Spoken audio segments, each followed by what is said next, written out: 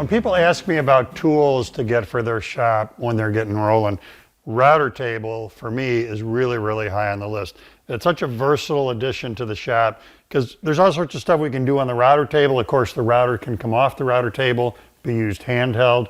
And in the world of versatility, one of the things that not everybody knows is we can use the router table as a jointer.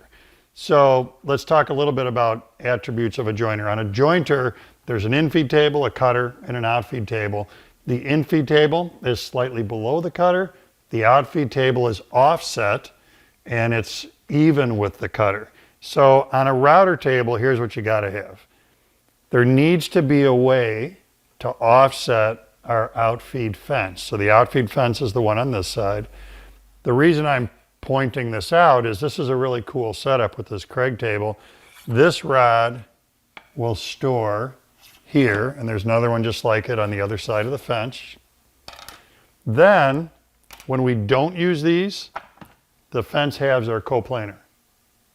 When we want a joint on the router table, then we can slip this in, and there are spots available there.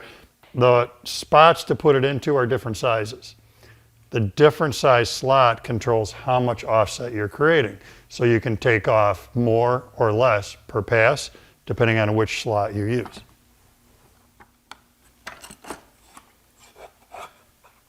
What that rod is doing is shimming the fence out consistently.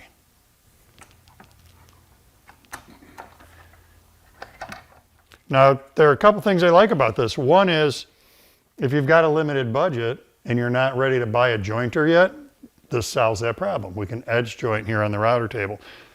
Even if you already have a jointer, sometimes I joint on the router table because router bits, currently unplugged, spin at a very high RPM, 2 flutes on the router bit. So we're getting somewhere in the neighborhood of 44,000 cuts per minute from this cutter. That really high cuts per minute number is something that'll give us a really good surface finish, even in materials like curly maple, which can have a tendency to chip when you're jointing them. Also, because the router bit is carbide tipped, we can edge joint pretty much anything.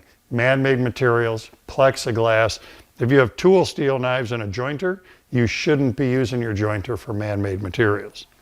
To get this to work, what we need to do is get the outfeed fence, the one that we shimmed out, in line with the router bit. So I'm going to do that using a straight edge, put that on the fence, and what I'm looking for is when that bit is top dead center, the cutter is at its maximum point in this direction, align the fence. Now I'm going to lock it, and then I'm going to spin the cutter. And what I'm looking for is right there, it's dragging on that ruler just a little bit, so I think my fence might be a little too far back. Micro adjust.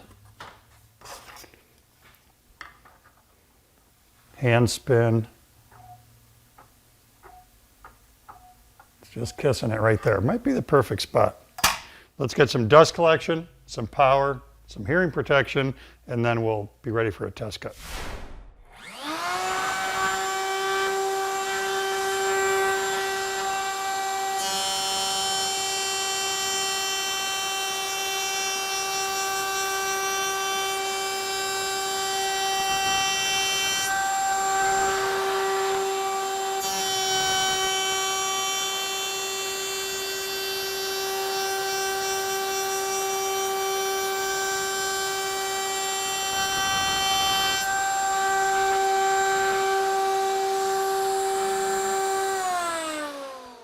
You gotta love it when the cut quality is so good on that jointed edge that it's got a little sheen to it, and you can really see the cool curl. You can really see the curl in that curly maple. Now, let's talk about that cut. When you set this up, one of 3 things are gonna happen. This cut perfectly on the first try. That doesn't always happen for me.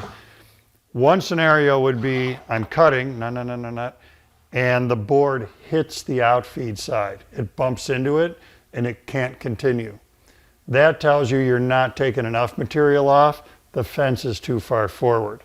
Alternatively, it cuts, and when you get to the bit, it snipes. So what that tells you is the fence is too far back and it's taken too much material off. So let's just, for the sake of you understanding what this part is, I'm going to bring the fence a little bit forward.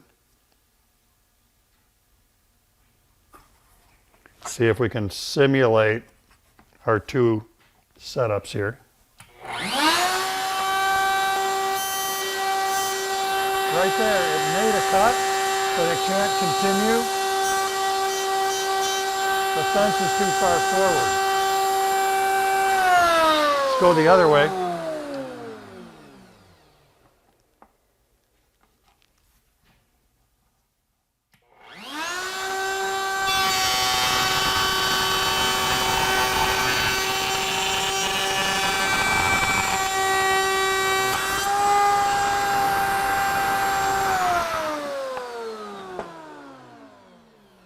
Well, you heard it. At the end of the cut, the board kind of fell into the cutter. Snipe is that little overcut right there. That tells us the fence is too far back. So a good idea is when you're first set up, grab a piece of scrap and do some test cuts. And symptomatically, after the straight edge setup, you can tell if this is cutting right or not, and you can adjust accordingly. End of the day, edge jointing stock like this, the router table makes a great jointer, and it's a great workaround if you don't have a joiner, and it's a great technique to know about even if you do own a joiner.